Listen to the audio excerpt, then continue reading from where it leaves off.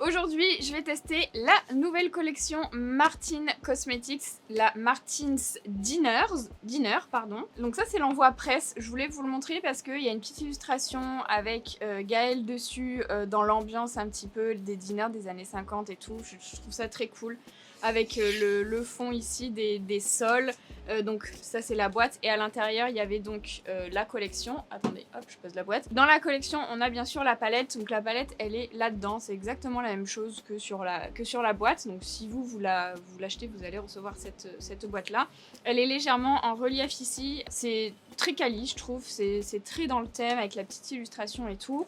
La palette elle se présente comme ceci, c'est un objet assez gros et vous avez 24 fards à l'intérieur, un petit miroir, l'effet damier ici qui rappelle aussi les diners des années 50. On a 28 grammes, 28,8 grammes en tout dans la palette, donc ça fait un peu plus d'1 gramme par fard à paupières, ce qui est très correct. Elle coûte 54,95 €, qui peut être un budget, mais on a quand même de la quantité à l'intérieur, donc je trouve ça très correct au niveau rapport qualité-prix. Et la formule est cruelty free et vegan, voilà. On a également deux autres produits, deux gloss pour les lèvres. L'un coûte 16,95 €, la formule est également vegan, cruelty free et ce sont des gloss repulpants, donc ils vont picoter les lèvres pour les repulper. Et on a 4,5 ml de produits. Donc voilà, je vous donnerai mon ressenti sur les produits et l'ensemble de la collection à la fin de la vidéo. Et je vous laisse tout de suite avec le tuto. Donc j'ai réalisé ce maquillage là avec les produits. Je vous préviens, dans cette vidéo, ça va être le chaos total. Aujourd'hui, il fait très chaud, je vais vous montrer ça. Désolée pour le bruit, en fait, ma fenêtre est ouverte parce que j'ai mis ma clim. Bon courage Geoffroy si t'arrives à enlever comme la dernière fois le bruit de fond. Et je sais pas, il y a un mec qui doit nettoyer la rue, j'en sais rien. Mais voilà, il faut absolument que je tourne maintenant. Il fait 36 degrés à Paris. Je crève de chaud, alors heureusement j'ai la clim. J'ose même pas aller faire pipi ailleurs parce qu'il fait tellement chaud chez moi que je garde mon pipi jusqu'à ce que je ne puisse plus. Une chose est sûre, dans mon prochain logement, il y aura la clim dans toutes les pièces. Vraiment, je ferai installer, je pense que c'est le premier truc que je ferai, c'est installer une clim dans toutes les pièces. Mais pas une clim de merde comme ça, comme j'ai avec le tuyau qui part à l'extérieur. Enfin, je dis de merde, mais elle me sauve quand même depuis des années. Ah, c'est toujours pas ma grosse clim, elle est toujours pas réparée. Hein. Mais ma petite clim que j'ai achetée il y a des années, écoutez, heureusement qu'elle est là, je peux vous dire. J'aimerais bien vous dire ce qu'ils sont en train de faire dehors. Ils klaxonnent, tout ça. Vraiment, ça va être le chaos, mais je peux pas faire autrement. Je suis désolée si c'est vraiment chiant à écouter, mais voilà. Avant de passer au maquillage, cette partie de la vidéo est sponsorisée par Current Body et je suis trop contente parce que ce sont des produits dont je vous ai parlé de multiples fois, notamment le masque que j'avais acheté suite au conseil de Sonia Seller et le masque pour les yeux aussi que j'avais commandé suite aux recommandations de Sonia Seller et je l'avais même précommandé, je l'ai attendu très longtemps, je suis trop contente et c'est absolument génial, je l'ai totalement intégré à ma routine, c'est hyper pratique à utiliser pour ceux qui savent pas ce que c'est.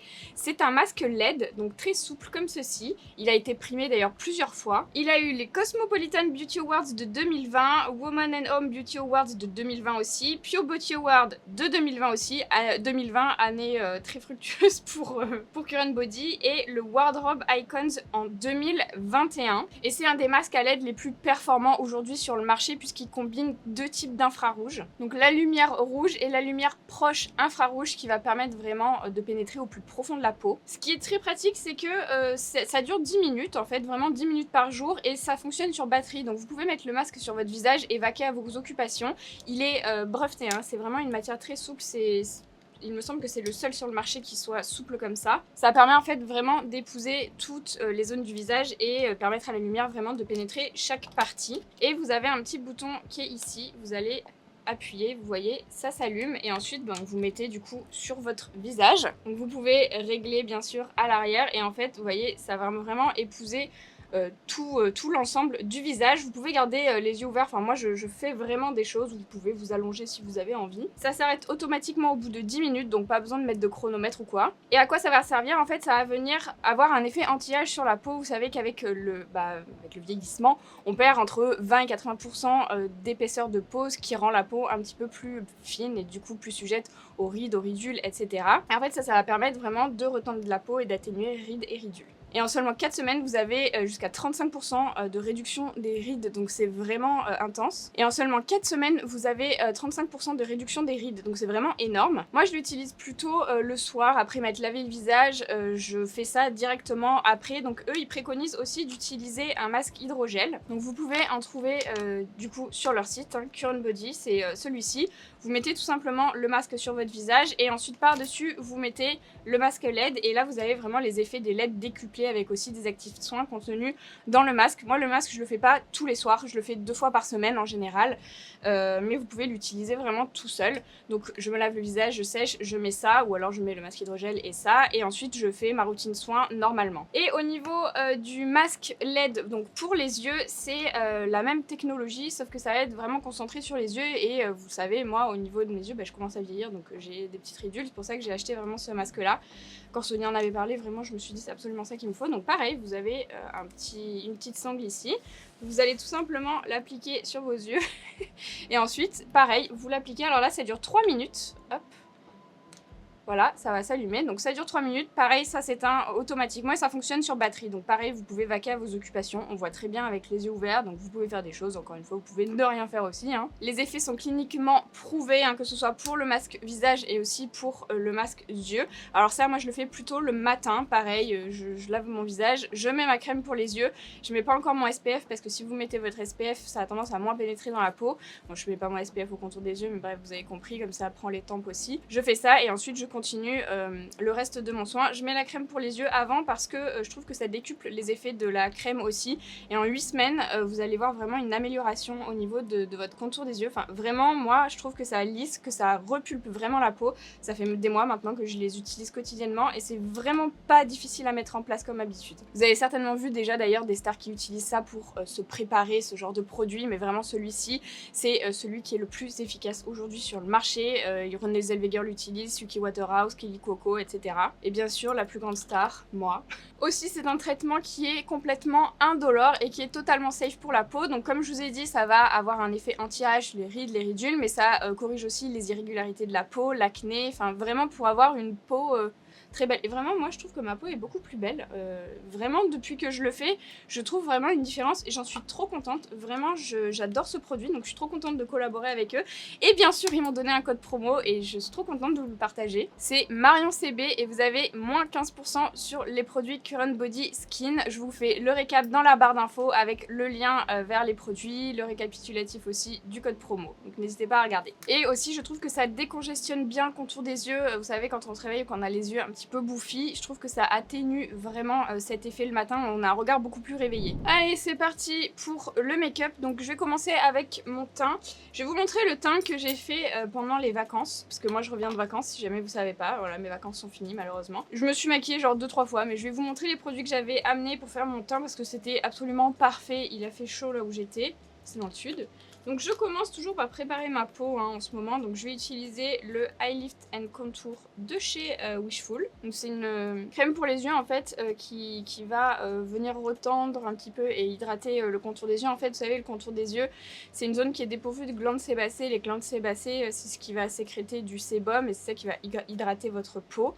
Et il n'y en a pas ici. C'est pour ça que c'est souvent une zone un peu plus sèche et ça a tendance à marquer quand on se maquille et surtout quand on vieillit. Je trouve qu'elle a tendance à marquer plus facilement.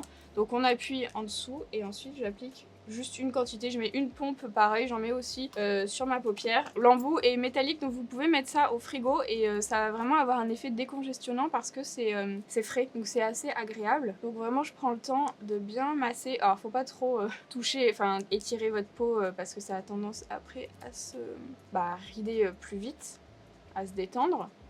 Donc faut être assez délicat.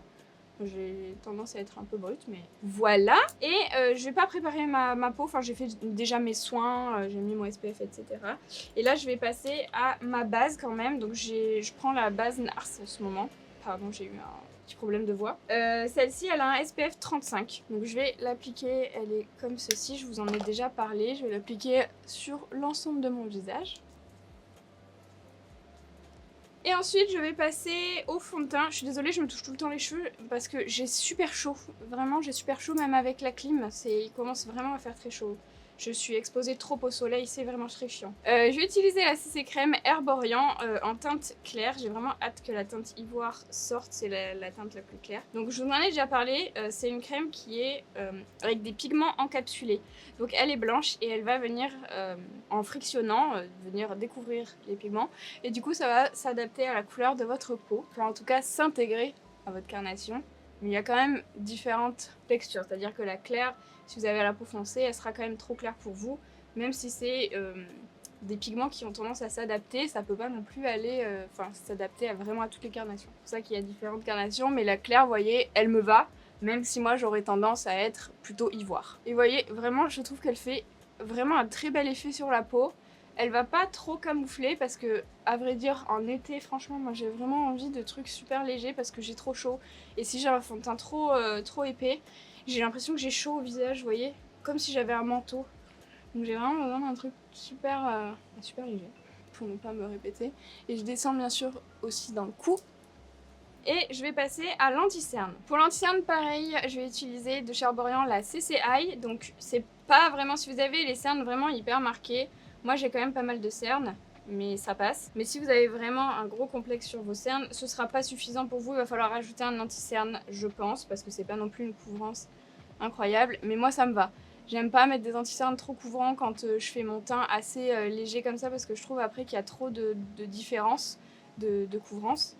Et pareil, ce sont des pigments encapsulés, donc il faut vraiment venir frictionner émulsionner plutôt, la texture pour venir déployer les pigments. J'en mets aussi sur mes paupières pour unifier tout ça. C'est vraiment chiant l'été, je suis désolée, je suis obligée de laisser tout ouvert. En fait, d'habitude, je prends mes vacances plus tard et du coup, vous avez moins de vidéos avec le chaud vraiment dehors et du coup, d'habitude, je ferme tout, j'éteins la clim et tout. Mais je crève de chaud et là, franchement, je suis plus capable de faire ça. Donc voilà, là, j'ai ma base de teint et je vais rajouter bien évidemment des taches de rousseur parce que c'est ça aussi qui va venir unifier mon teint puisque ça va un petit peu flouter les petits éventuelles marques qui restent dehors, qui restent apparentes, pardon. Donc je vais utiliser de chez L'Oréal les Magic Retouch comme d'hab, en medium to dark blonde pour commencer et ensuite en golden brown. Toujours une teinte claire et une teinte foncée. Donc je mets celle-ci partout. Pour avoir de jolies taches avec ce produit, il faut vraiment pas appuyer beaucoup sur ça. Donc entraînez-vous sur votre bras avant pour être sûr de la pression.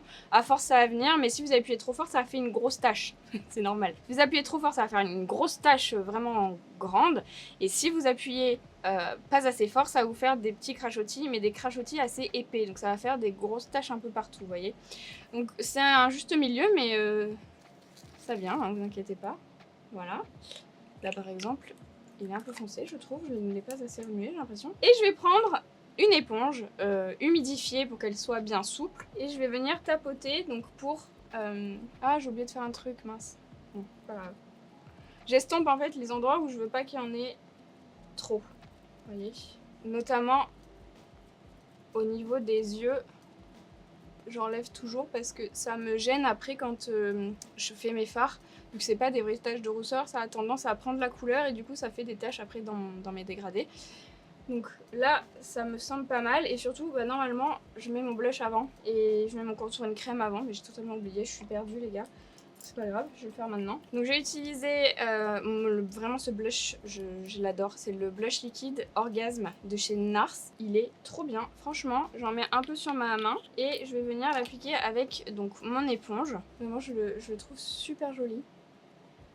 Et il est vraiment adaptable à toutes les carnations. Donc je le mets comme ça ici. Je remonte un petit peu au niveau des tempes. Je fais plus de bronzer, de contouring au niveau des joues.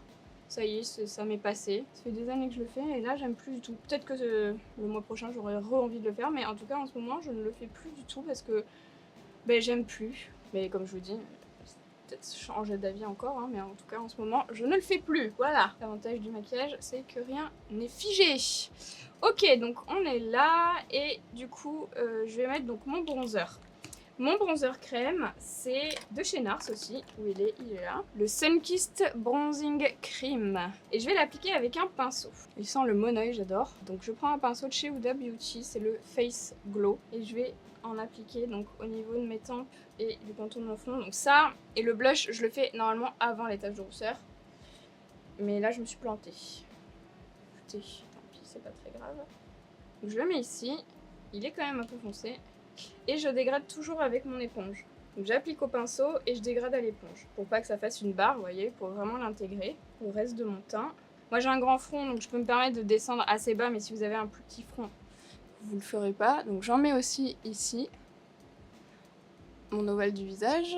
Et pareil, je vais venir le dégrader. Je veux surtout pas que ça fasse une barbe. Et du coup, je vais devoir rajouter un peu de tache de rousseur, j'ai l'impression quand même sur les joues. La couleur claire, que ça se fonde quand même un peu mieux. Voilà, c'est mieux. Et maintenant, je vais pouvoir poudrer. C'est très très chiant que je me touche les cheveux tout le temps. Vraiment, je suis désolée, j'ai horreur de ça. J'ai horreur que les gens se touchent toutes les 5 minutes les cheveux et c'est ce que je fais. Donc, je vais utiliser la Easy Bake en teinte Cherry Blossom de chez Huda Beauty. Et je vais prendre ma houppette de chez Linda Alberg. Donc, celle-ci comme d'hab, et je vais poudrer donc mon dessous d'œil avec. Donc je vérifie avant, là je ne l'ai pas fait, grave erreur. Je vérifie avant de poudrer qu'il n'y a pas de petites stries au niveau de l'anti-cerne. Après c'est un anti-cerne qui est assez léger, donc même s'il y a des petites stries, bon c'est pas trop grave. Si votre anti-cerne a une texture plus épaisse, c'est vraiment important de le faire parce que si vous poudrez la ridule, bon, ça reste toute la journée, c'est pas très beau. Donc vraiment hop, ici jusqu'aux ailes du nez, l'intérieur, et cette poudre là elle a une teinte qui fait que ça va vraiment éclaircir le dessous de l'œil et donner vraiment un coup d'éclat au teint. Et pour le reste de mon visage, j'utilise la poudre de chez Jacqueline Cosmetics. C'est celle qui est en collaboration avec sa mère, donc elle l'a sortie pour la fête des mères, mais elle est plus en ligne. Elle a un tamis qui ne s'enlève pas, donc je suis obligée de faire ça tout le temps, c'est chiant. Mais vraiment je l'aime bien. Après vous pouvez trouver des équivalents, hein. C'est une poudre qui est avec un fini un peu satiné. Donc par exemple la Magic Powder de chez Charlotte Tilbury, d'ailleurs que je n'ai plus, qu'il faudrait que je rachète, mais je ne la trouve plus en ma teinte, elle est en rupture absolument tout le temps, c'est très chiant. Et du coup je suis une autre personne maintenant, j'aime les trucs brillants, ça c'est la vieillesse. Et mon petit secret pour un teint qui tient, même en été, enfin, je sais pas si c'est vraiment un secret parce que je vous en ai déjà parlé, je mets toujours une poudre compacte après avec un gros pinceau pour repasser un peu partout après avoir poudré à la houppette. Là c'est la Cloud 7 en teinte Breezy de chez Kosas et je balaye vraiment partout pour... en fait ce qui est important c'est que tout soit bien poudré. S'il y a des endroits qui sont pas poudrés, ça tiendra pas assez, même si votre produit de base est assez léger en texture.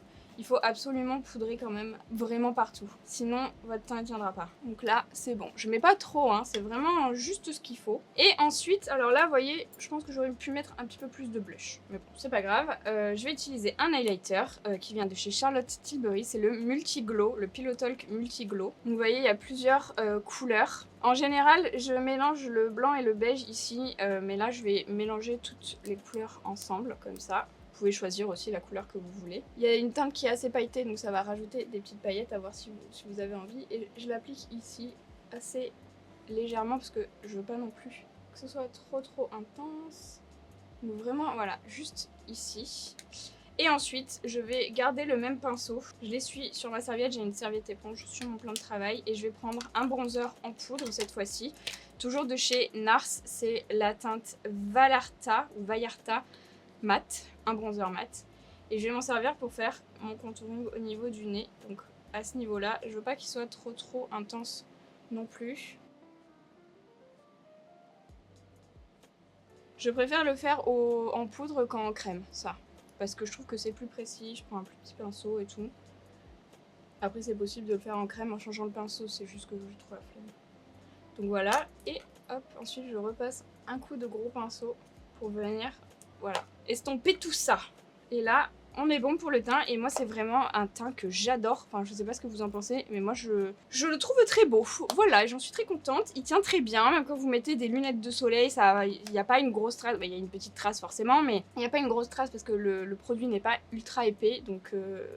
j'adore, voilà. Et surtout, ultra important, il marque pas les nasogéniens, vous savez, à la fin de la journée, des fois ça a tendance un peu à marquer ici, et là ça le fait pas du tout, tellement les textures en fait sont super fines. Allez, je me suis rapprochée, on va faire les sourcils, donc j'utilise le Air Brow de chez Kosas en teinte Auburn. J'ai absolument pas changé de technique, hein, juste de produit. Désolée, je me baisse un peu parce que... Ah, mon miroir était mal positionné. Voilà, c'est bon. Donc toujours à rebrousse-poil. J'appuie pas trop parce que sinon ça va tacher mon teint en dessous, mais je veux bien gainer mes poils. Donc on va pas laisser comme ça. On va replacer dans le bon sens. Toujours pareil en évitant d'appuyer de trop.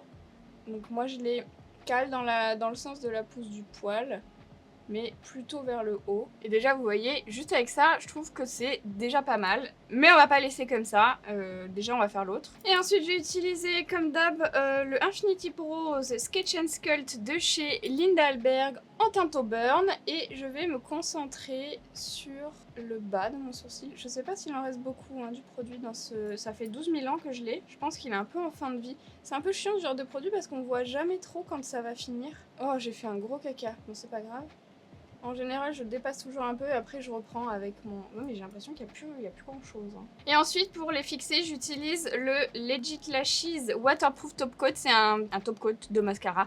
Donc il rend n'importe quel mascara waterproof. Mais je l'utilise moi plutôt pour fixer mes sourcils. Donc c'est de chez Huda Beauty. Et je trouve que c'est très efficace. Donc je les rebrosse parce que du coup, avec les petits coups de crayon, enfin de feutre, bah, ça les décoiffe un peu, vous voyez. Et franchement, mes sourcils sont pas du tout retombés avec la chaleur et tout, donc ultra efficace je trouve. Donc je fais ça, voilà, et après je les aplatis un peu. Je les colle avec une spatule. Est-ce que j'ai une spatule propre? Pas vraiment.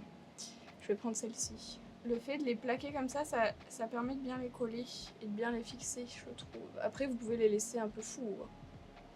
Moi, j'aime bien faire ça.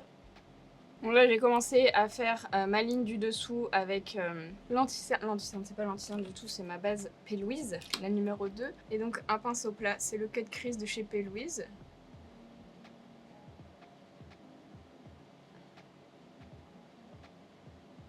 Hop, j'épaissis ici.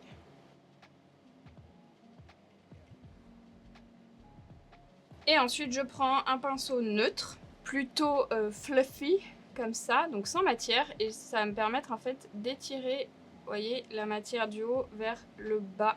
Je mets beaucoup moins de matière maintenant sur ma paupière parce que j'ai une vieille paupière et elle a tendance à marquer si je mets trop de choses, donc j'en mets quand même un peu, mais vraiment très légèrement, et ça fait le taf.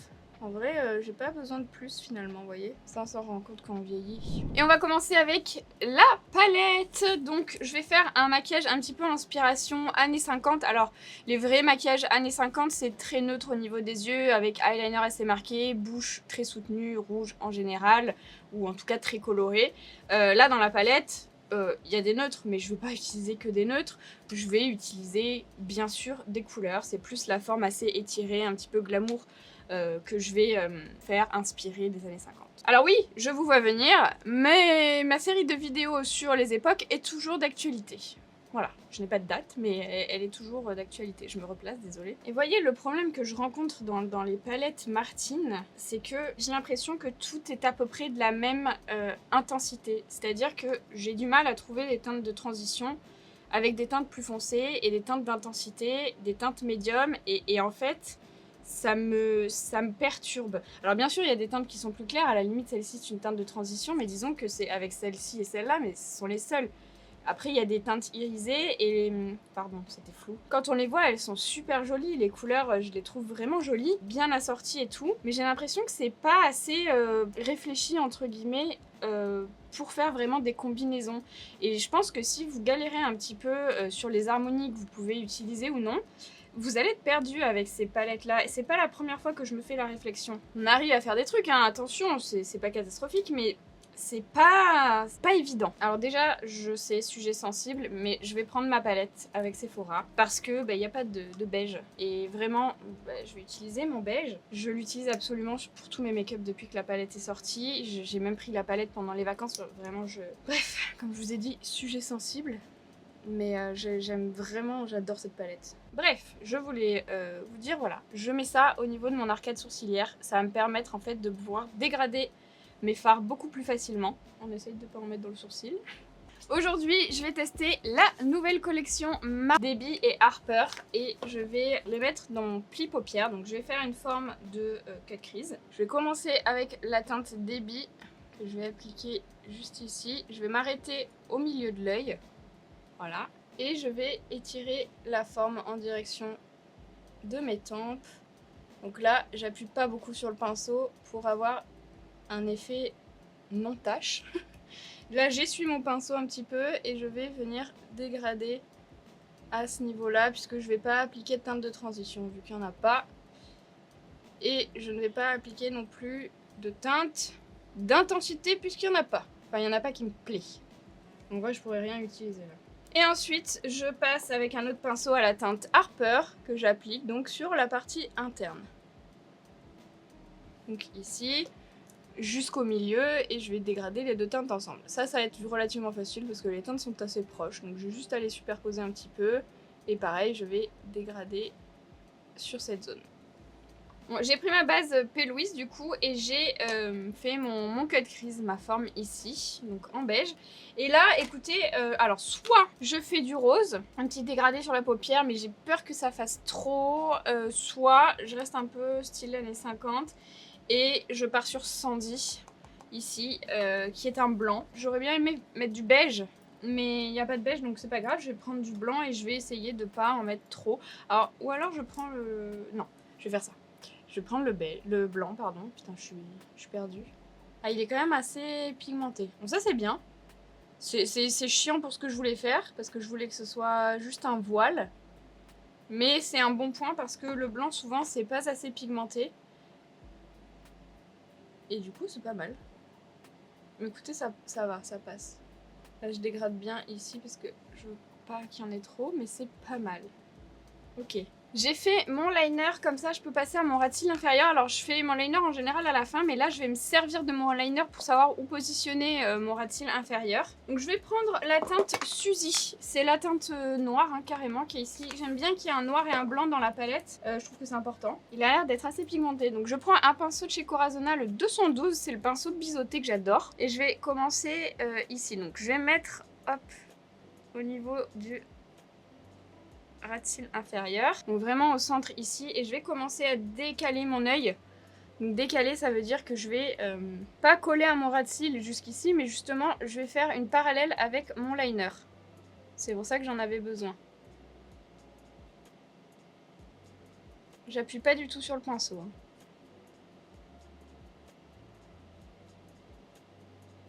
Donc voilà, on en est là, et maintenant je vais faire pareil mais avec ma bascule. Donc j'essaye de faire comme une ligne droite ici.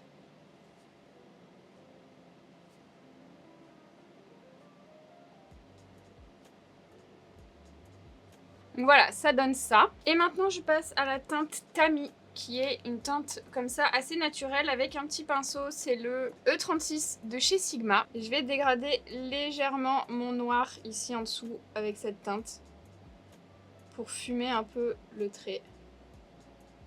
Et maintenant, je vais passer à la teinte Peggy qui est le blanc irisé, celui-ci. Et un autre petit pinceau et je vais venir faire une ligne entre le liner ici. Hop. Il est très très beau. Et pareil au niveau de la bascule.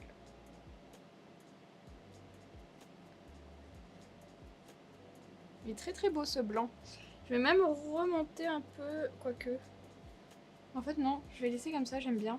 Oh, c'est très beau. On va passer aux lèvres et donc il y a deux nouveautés, Hot Sauce et Secret Sauce. Alors il me semble que Hot Sauce c'est un repulpant, j'aime pas trop mais je vais essayer. Ah non, alors je me trompe, attendez. Si, il me semblait que c'était un repulpant mais non en fait ça doit pas être ça, je me suis trompée, pardon. Ça doit être deux teintes différentes parce que du coup il est rouge, je parle mais je vous ai pas montré. Et c'est peut-être Secret Sauce alors qui est un repulpant. Ouais, ça doit être Secret Sauce le repulpant, attendez. Je vais vous dire ça direct. Ça sent la menthe. Oui, c'est ça. Moi, je pensais que ça serait Hot Sauce vu que ça brûle. Alors normalement, les repulpeurs, il faut les laisser genre 5 minutes et après les enlever. Est-ce que j'ai envie d'avoir les lèvres repulpées? Je ne sais pas. Je vais voir si ça fait pareil. Ouais, il est efficace, je pense. Peut-être un repulpant aussi, hein. Mais coloré. Ouais, je crois. Ça brûle aussi. Je sais pas si ça brûle parce que j'ai eu un truc qui brûlait juste avant ou si c'est celui-là qui brûle. Quoi qu'il en soit, c'est pas assez... Moi, je voudrais, je sais pas, je pense que je vais faire des lèvres roses. Voilà, je suis partie sur ça. C'est un de mes combos préférés de l'été. C'est le Everlasting Lip Liner de chez KVD en teinte Swoon. Et le Lipsticks de chez Colourpop. Il est magnifique. C'est la teinte... Cherry Bomb. Voilà. Je pense que ça fait assez années 50. Années 50 modernisées, on va dire. Et voilà, on a fini avec le maquillage.